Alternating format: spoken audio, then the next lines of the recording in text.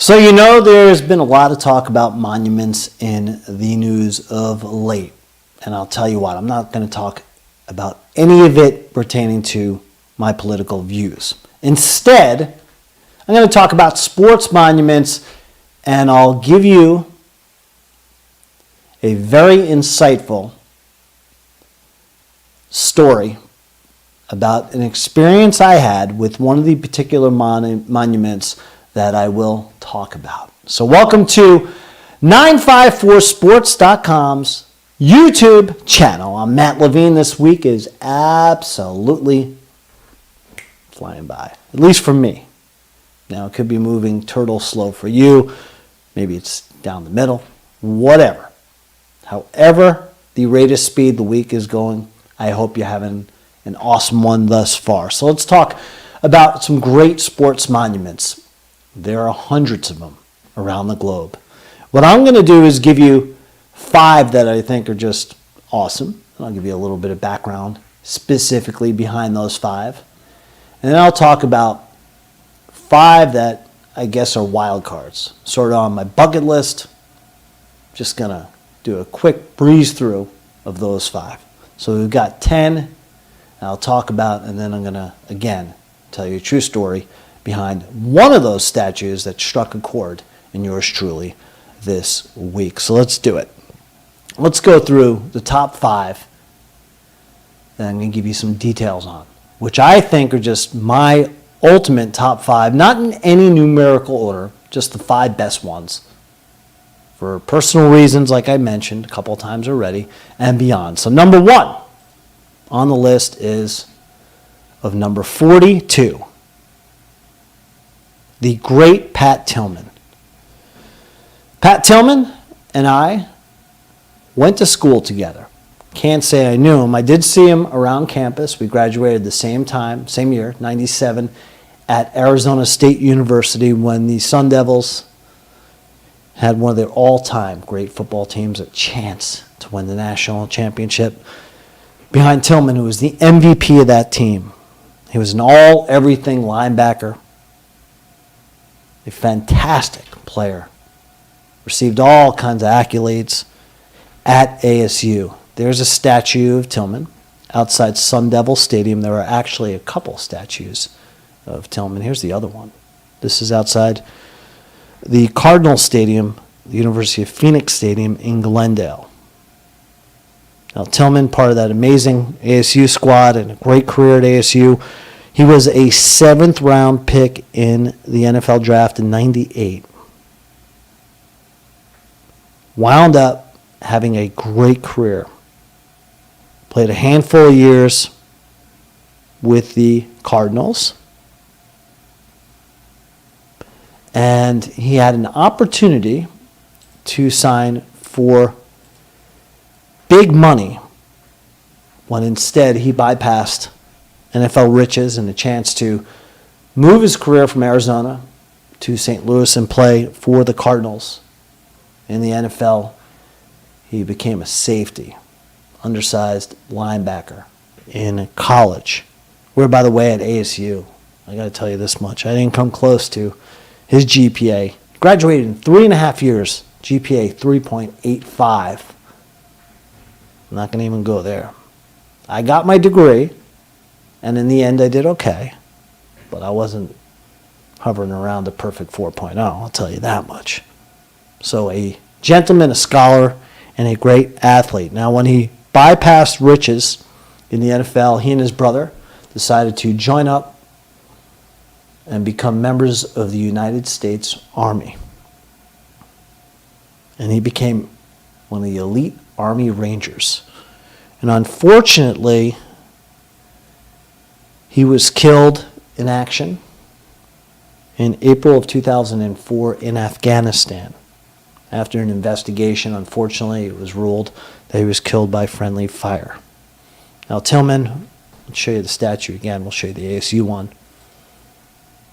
I'll show you both of them again. One of the great heroes, I think, in modern sports, and sports, period. Made the ultimate sacrifice and served his country, and unfortunately was killed way too young. at the age of 32 years old. I'll show you the statue again in Glendale. Both are beautiful statues. And then here's a tribute to him in Arizona. As you can see, his uniform and his number 40 jersey for the Cardinals, or 42 for ASU. Of course, when he was in ASU, he had the long blonde hair, and what you'd see is this little guy. Wasn't big by any means. He reminded me of, size-wise, of Sam Mills, the former great NFL linebacker. This little guy with the blonde hair, like Agassi at the time, the tennis player. You see that blonde hair just, waving in the wind from east to west, west to east, north to south, south to north, all over the football field, like a magnet to the ball carrier. He was such a great football player. And again, a hero.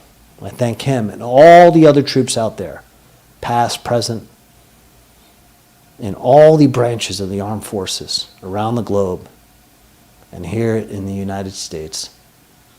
I wish them the best, and I thank them for their service, as well as the late Pat Tillman. May he rest in peace. So much a thread of that ASU community and the Arizona community. Talking about a guy who's a thread of a community. This man right here. The legendary Don Shula. Part of the South Florida community that is now my home. Shula passed away recently in May at the age of 90.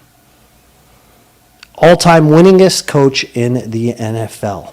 347 wins, known for the 72 Dolphins, the last and only perfect team, I should say, in the NFL, 17-0.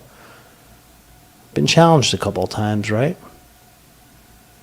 33 years an NFL coach, 26 with the Fins, the Dolphins. Known in South Florida for his football greatness and off the field for his charitable contributions and part of the fabric of the community. With the Shula Fund outside the Hard Rock Stadium, I've seen this statue, this monument. It's terrific. It's well done. It's so lifelike. When you go up to it, it's eerie in a sense. Here's another shot from a little bit further out. And they paid homage and tribute a little over a month ago when he passed away. Like with Pat Tillman. Another guy who just seemed to do a lot more good in his life than bad, and lives behind a terrific legacy for accomplishments on and off the field. May he, Don Shula, rest in peace. The next statue, I should say, monument, I've never seen. But it's always caught my eye. And I think it pays tribute to one of the great moments in hockey. Unfortunately, I was a twinkle in the sky. I wasn't there to celebrate this man's feat. The great Bobby Orr. Here's the goal. The flying goal, as they call it. The real picture of it. Against St. Louis in Game 4 of the 1970 Stanley Cup. It was in overtime that Orr scored perhaps the biggest goal in Bruin history, one of the biggest goals in NHL history, giving them the 4-game sweep and the Stanley Cup championship, one of 2 Stanley Cups he would earn in his career with the Bruins. Take a look at the close-up from a different angle. One of the great Boston Bruins. 12 seasons, 10 with the Bruins in the NHL, revolutionized the role of a defenseman in hockey. Really the first defenseman to come along and be able to put the biscuit in the basket, score goals on a regular basis, dish out assists. Most points and assists scored by a defenseman in a single season. He did that twice.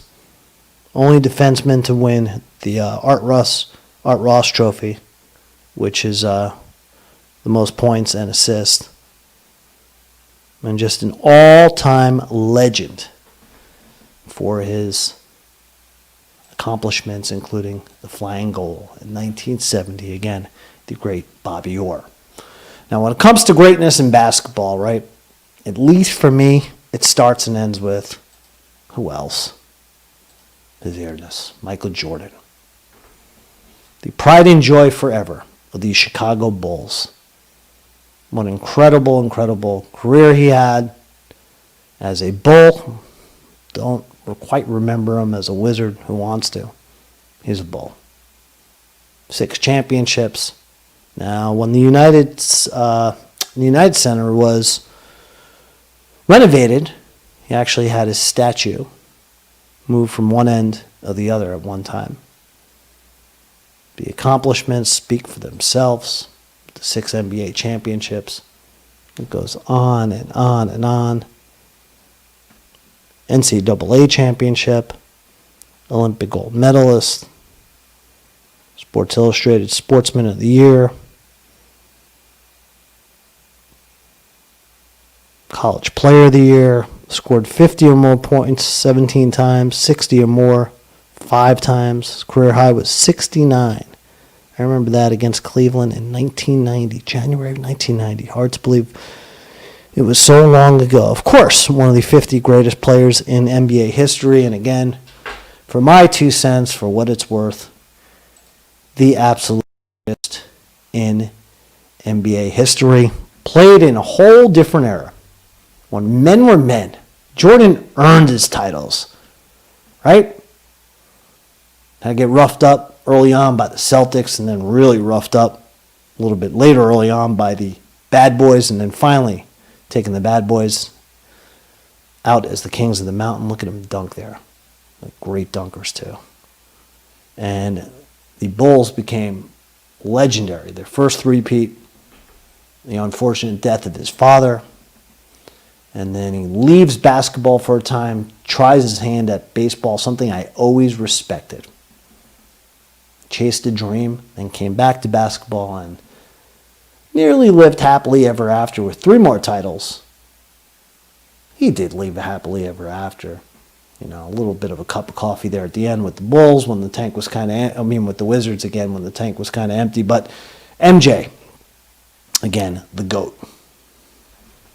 So that's the 4th statue. Now, number 5, I told you there's one that really hit me in a different way the other night. And it's this one here, and I'll tell you the story behind it. This statue right here, I know I have like 18 pictures of him. Okay, of it, I'm sorry. Him and it. This statue is in Richmond, Virginia. And it celebrates the great Arthur Ashe. Now, Arthur Ashe, who you see pictured here, was a complete legend. And I'm thinking about 1989-ish, 90, I know I'm dating myself, junior in high school. Sometime, I would say in the winter. I'm trying to remember it best. I was in English class at Stanford High School in Stamford, Connecticut, and the teacher, he was a great teacher, Mr. Blackman. Fun guy.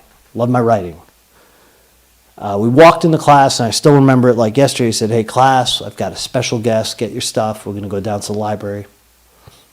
And he said, "Does anyone know who Arthur Ashe is?" And I remember like yesterday, I was the only one. It's probably about a dozen to 18 kids, something like that in the class. I was the only one who knew who he was. I raised my hand, said a great professional tennis player. And I knew all about at the time that he was an advocate of Prop 48, which I'll talk more about. Prop 42, which I'll talk more about. Big subject then in the late 80s, going into the very early 90s. So he came to our school, took time out of his day to come talk to us. And it was incredible. What a really, really cool guy. Now, and kind of getting ready for this little piece I'm doing on the sports monuments, I found this picture, and they said, I believe, in the UCLA library, but it really brought me back. So I was like, wow, that could have been the Stanford High Library. That's kind of how I remember him. This is 89. He was almost my age, in his late 40s. There you see him there again. And I remember having a chance to listen to him talk about growing up, talk about having to overcome obstacles with racism. He had a heart problem and talked about his career and just all kinds of different things for like an hour. It was the coolest opportunity you can have, at least for me, because I was a sports guru growing up. I always knew the most trivia. I knew about Arthur Ashe. I was like, this coolest class ever. And, you know, maybe it was the start of my sportscasting career in a sense, because I remember I was the first to ask a question. I was never shy about that. And I don't remember what I asked, but I remember asking him 2 questions when I said I have a question. I remember him making a joke about, I thought you were going to ask me 1 question. You have 2 questions. And it was a ha, ha, ha. And I believe one of the questions is about Prop 48, maybe winning the U.S. Open. I don't remember, but I just remember what a cool, cool guy he was. Now, when I take a look at the statue again, let's show you. What really struck a chord and hit home is the fact that in this statue, now this is on what they call Monument Avenue in Richmond. And there's a lot of Confederate statues that have been in the news for, the last couple weeks, right? Of course, not only Richmond, Virginia, but throughout the United States. But his statue was erected after he passed away, which I'll get into in a moment, in 96. And the political leaders then said, you got to put him on Monument Avenue, where the best, I guess, and the brightest statues that time through now were put up, right? So they put it up, and as you see the kids in the statue, I'm looking at this, and I'm just doing my research. I'm like, wow, I was once one of those kids. A little bit older. Those kids are definitely better looking than yours truly. I mean, I was a high school punk when I met Arthur Ashe. Just growing some peach fuzz. I believe I just had my driver's license. Seems like so long ago, but in essence, I was like one of those kids. Again, a little bit bigger. On my way towards being more of a young man than a kid, but you get the drift, right? I'm just doing some research on Arthur Ashe, and then all of a sudden I see the beautiful statue, right? And I'm looking at it, and I come across the articles, and I come across this dirtbag. One of the many dirtbags, I assume, who desecrated the statue, defaced it with a political message for whatever groups. Here, you can see it for yourself. I'm not going to mention any of the groups. It's not the point I need to make or blame anyone. But you can see what was done to that beautiful statue. I'm going to make the point here that I don't care who it was trying to make their point with the statue. Now, I don't care if you were supporting Lucky Charms, Lucky friggin' Charms, right? You were supporting the hearts, the shooting stars, maybe the horseshoes, the green clovers, the blue diamonds, blue moons, etc., etc. I love Lucky Charms. I do. I might have to get some Lucky Charms. It's been probably about 12 years. Anyway, I don't mean to divert, but I don't care if it was a group supporting Lucky Charms. You get my drift, right? There's no friggin' reason for anyone to do that to that beautiful statue. And what this guy meant to not only the world of tennis. Let's tell you about him. So Arthur Ashe, I told you, I got to meet him late in his life. Here he is earlier in his life. Not only was he a tennis champion, he was also a member of the armed forces. Died at 50 years old in 93. As I said, I met him 89, 90-ish. Died in New York City. Statue, which I told you about, is in Richmond. That was where he was born and raised. Due to racism, his senior year of high school, they wouldn't let him play in the indoor courts. Couldn't get the PT he needed, right? Playing time, the prep, the practice. So a coach had read about him in Sports Illustrated. He was in Faces in the Crowd. I love Faces in the Crowd. In Missouri. And he said, if you come on down for your senior year, I'll give you lots of opportunity to play. And to play indoors. So he did it. He had to shuffle his way from where he grew up to Missouri. Relocate. And the tail end of his most formative years, right? Senior in high school. Went there, kicked everyone's ass. Became the first African American to win the National Junior Championships. Would go on to UCLA, a decorated college career, played with the great Pancho Gonzalez. Then after UCLA, as I mentioned here, I showed you the picture, right? Went into the armed forces, became a data processor at West Point, and became the director of the tennis programs. Served a couple of years. From West Point, his career really took off. Selected, became the first African American to a Davis Cup team, the first African American to win a Grand Slam event, as he won the U.S. Open. Then in 1970, a couple of years after his U.S. Open win, he won the Australian Open, his second Grand Slam. And then in 1975, after 9 chances at Wimbledon, he became the first African American to take the title at the All England Club. A Wimbledon champion. The great Arthur Ashe. He's still the only African American to win singles titles in Wimbledon, the U.S. Open, and the Australian Open, one of 2 blacks to ever win a Grand Slam, the other, Yannick Noah. He was elected to the Tennis Hall of Fame in 1985. After tennis, became a formidable writer with Time Magazine, Washington Post, also became a sportscaster, did work for ABC, wrote a book, a 3-volume book, which I remember well. Here it is.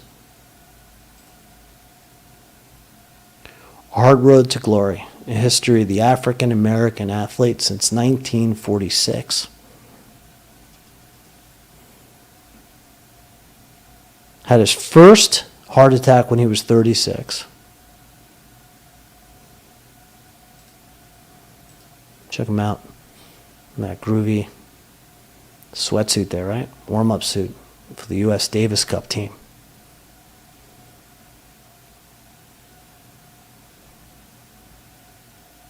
And in 1983, he had his second heart surgery. It was then he needed a blood transfusion. And in 1988, what seemingly seemed like out of left field, he was diagnosed with HIV due to the blood transfusions. 1992, he went public. So when I had seen Arthur Ashe, again, 89, 90, when I had a chance to meet this gentleman in the library, he was suffering. He had been diagnosed with HIV, unbeknownst to me and the rest of the world. But I do remember this. I remembered vividly when I first met him. They say he was about 6'1". He didn't look 6'1". He was frail looking. Very skinny. Didn't look healthy. I knew he had heart troubles.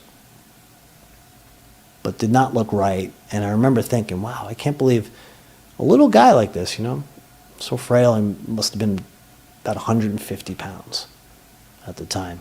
A little guy like this was such a king of the sport of tennis. So imagine what he was suffering with. This ambassador of goodwill. Just like in the statue, he was there to educate youth, to pass life lessons, to give wisdom, to talk about the injustices of racism, the injustices of life.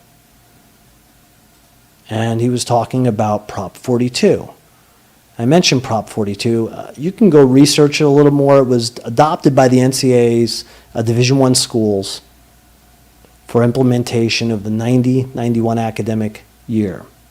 It closed a loophole in Prop 48, the rule that based freshman eligibility on standardized test scores as well as high school grade point average. And it was a big, big hot debate then. Again, 89-90, when I had a chance to meet the great Arthur Ashe, who, by the way, his legacy stamped on so many different footprints, left so much good behind, including his foundation to support and defeat AIDS. So this was a great man. And again, he didn't deserve that. This statue does not deserve to be desecrated.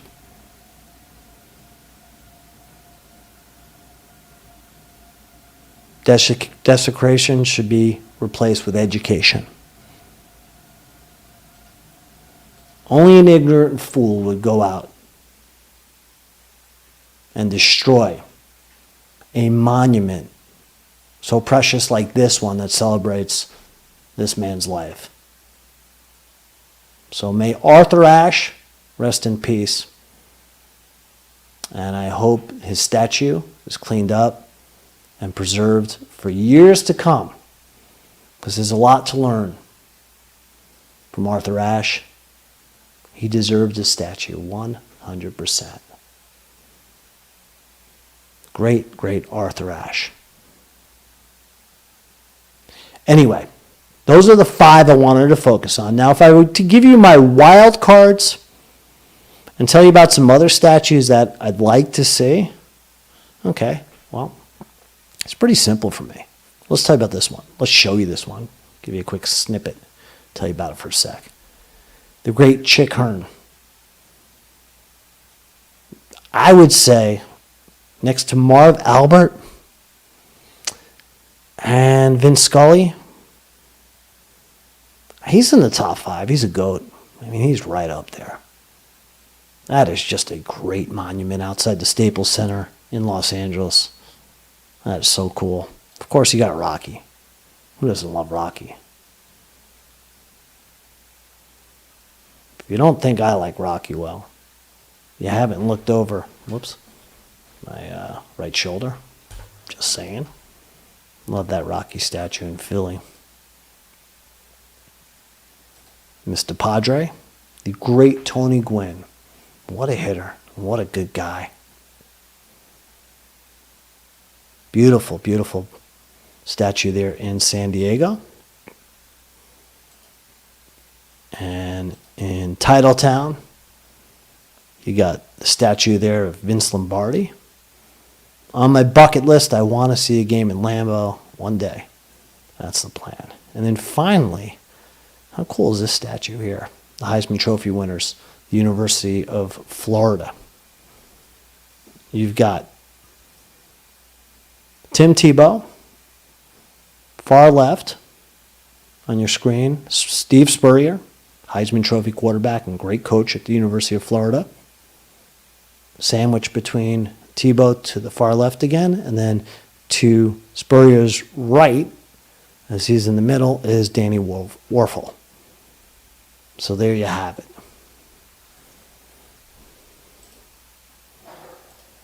That's all I've got to say about that when it comes to 10 sports monuments and a special one near and dear to my heart, celebrating the great Arthur Ashe.